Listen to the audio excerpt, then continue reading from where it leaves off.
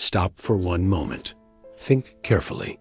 What if the richest person is not the one with the most gold, but the one who still owns their time? Every morning, millions wake up believing they are building a better life. They work harder. They stay longer. They tell themselves, just a little more. But what if every day they are giving away the one thing that can never return? Money can be earned again. A house can be built again. Even a lost harvest can grow again. But one day of your life, never. Many people believe they are earning a living. Few ever ask what they are paying for that living. And the price may be far greater than they imagine. The story you are about to hear is not only about one young man. It is about every person who has ever traded today for the hope of tomorrow. Listen until the very end, because the last words may change the way you look at your own life forever. When people spoke about the hardest worker in the valley, they always spoke about one young man. They said his hands could tell good grain from bad faster than anyone else. They said no one could stand beside him for even 1 hour without falling behind. He smiled every time he heard those words. He believed that hard work would give him everything he wanted. He never asked himself one simple question. Everything for whom? The young man had learned the work from his father, who had learned it from his own father. Every morning before the sun climbed high, he stood beside great piles of grain. He lifted each basket, spread the grain, removed every stone, every broken seed, every piece of dirt, then filled clean bags again. His hands never rested. His eyes almost never missed a thing. One day, the master of the field came to watch him. The master stood in silence for a long time.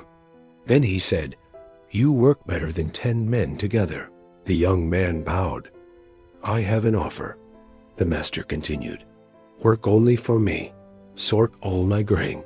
For every full bag, I will give you 1 gold coin. It is a fair price." The young man looked at the shining coin in the master's hand. He had never held so much wealth before. "I accept," he answered without waiting another moment. The next morning he began. The work never ended. When one wagon became empty, another arrived. When one harvest was finished, another filled the yards. Every season brought more grain than the one before. The master bought more fields, built more barns, and hired more workers.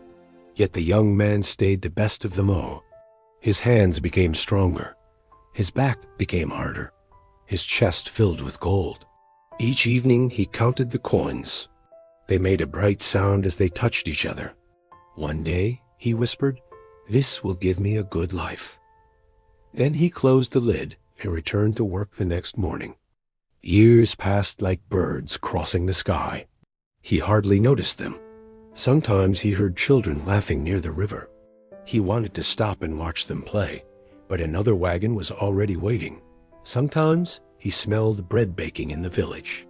He wished to sit outside with warm food and slow conversation, but another pile of grain stood before him. Sometimes he saw old travelers speaking about places beyond the hills.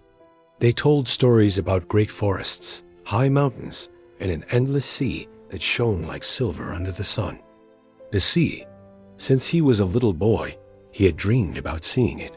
He imagined standing where the land ended and the water reached farther than his eyes could follow. "I will go after one more harvest," he told himself. Then another harvest came, and one more after this. The words became part of his life. The master often walked through the barns. "You are doing well," he said. "Look how much gold you have earned." The young man smiled with pride. The master smiled too. The barns grew larger every year.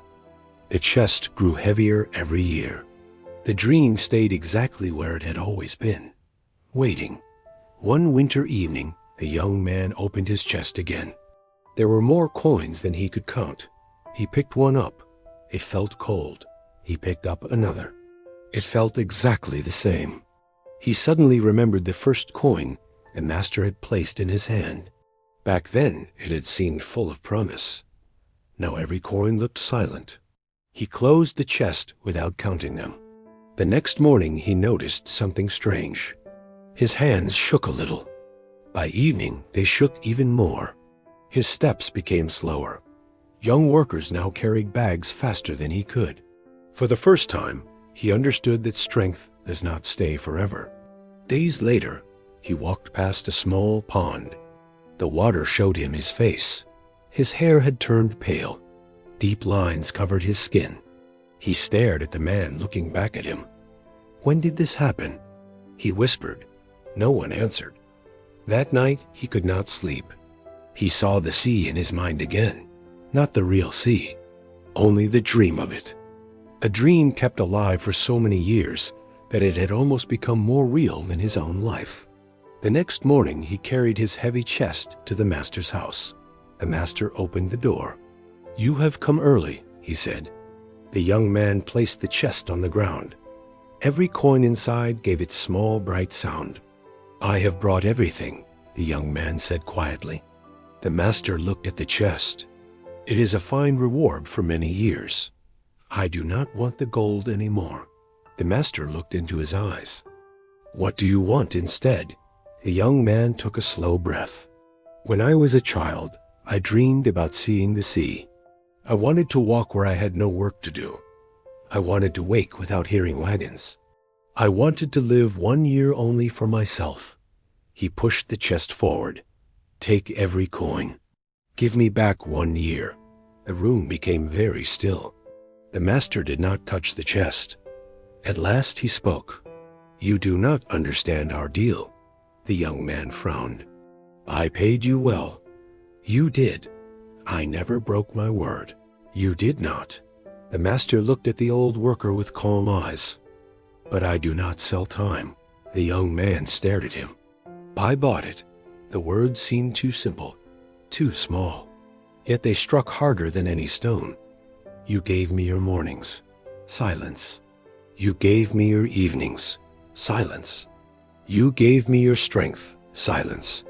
"You gave me the years when your feet could walk far without pain." The young man's hands slowly opened. The master continued. "I gave you gold because that was the price you accepted. But the thing you sold was never grain. It was never your hands." He pointed gently toward the old man's chest. "It was your life." The young man looked down at the coins. For the first time, they did not shine. They looked like dull pieces of metal. He suddenly understood. All those years he believed he was collecting wealth, but every coin had been paid for with something that could never return. His first laugh, his first gray hair, the chance to see the sea while his legs were strong, quiet mornings, long evenings, simple days that belonged only to him. He reached into the chest and held one coin tightly. It could buy food. It could buy clothes. It could buy a house. But it could not buy yesterday. It could not buy one sunrise already gone. It could not buy one lost spring. It could not buy 1 hour of youth. He let the coin fall. Its sound filled the room. It was the poorest sound he had ever heard. He left the chest where it stood and walked away with empty hands. The road before him was short now, too short for the dream he had carried since childhood. No one knows if he ever reached the sea. Some people say he did. Others say he never had enough time. But everyone remembers the chest of gold that could buy almost everything except the one thing its owner truly needed. The lesson is simple, but many people refuse to see it until it is almost too late. Money is useful, but it is never your real wealth. Your real wealth is the time you still own. Every day you spend only making another person's dream bigger, while your own dream waits for someday, is a day that never comes back. Ask yourself at the end of each day if you moved even one step closer to your own freedom.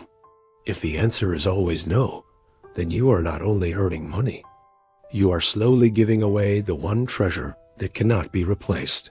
Stop selling your time for small rewards before you wake up holding a chest full of metal and an empty life.